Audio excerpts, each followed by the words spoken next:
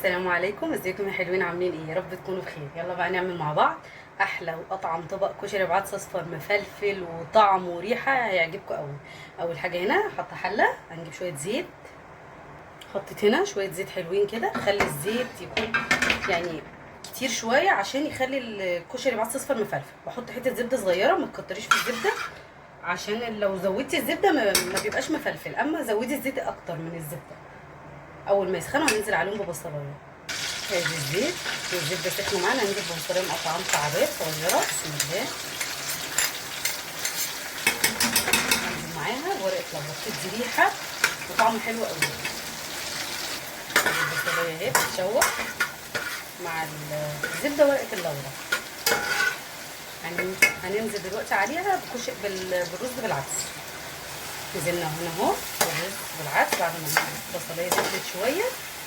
مهمه بقى الخطوه دي قوي، نقعد نشوح فيها كويس جدا جدا مع الزيت والزبده، ونتاكد كده ان الرز كله بقى متغلف كده بالزيت عشان تطلع ايه، مفلفله حلوه.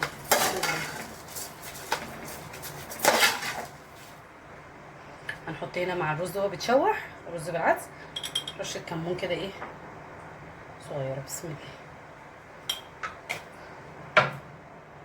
ننزل بالملح بتاعنا. بسم الله. تتغلف بالزيت، هننزل عليه بالميه.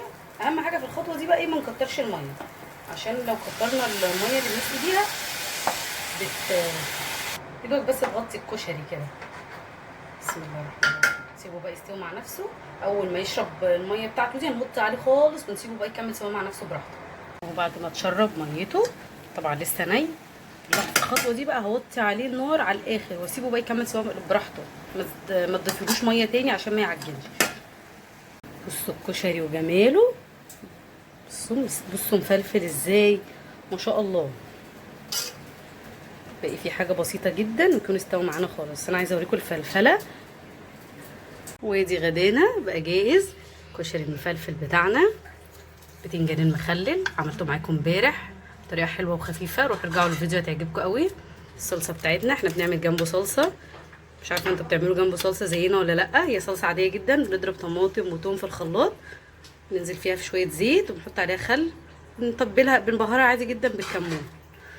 ودي البيض المسلوق، اكله سريعه وخفيفه.